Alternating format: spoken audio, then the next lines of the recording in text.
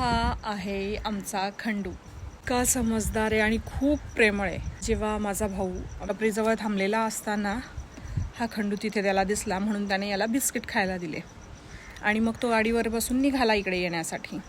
तर हा त्याच्या मागे मागे बऱ्याच लांबपर्यंत आला, म्हणून त्याने याला गाडीवर बसवलं आणि घरी घेऊन आला.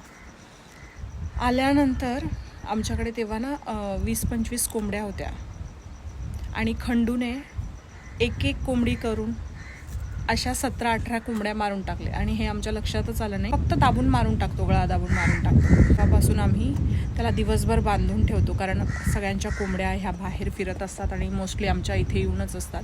आणि तेव्हापासून खंडूला फक्त रात्री सोडलं जातं, म्हणजे तो रात्री मोकळा फिरू शकतो.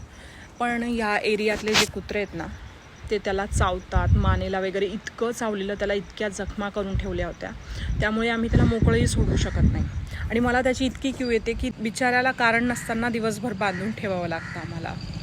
एक तर कोंबड्यांसाठी आणि दुसरं हे बाकीचे स्ट्रे डॉग आहेत, ते त्याला खूप चावतात, मानेला खूप जखमा झालेल्या. त्या अक्षरशः अशा मोठ्या मोठ्या किडे आळ्यांसारखं असं त्याच्या मानेतनं निघत होते, एवढ्या जखमा झालेल्या त्याला.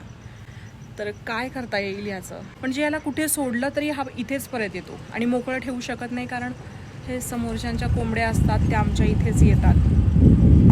काय करायचं.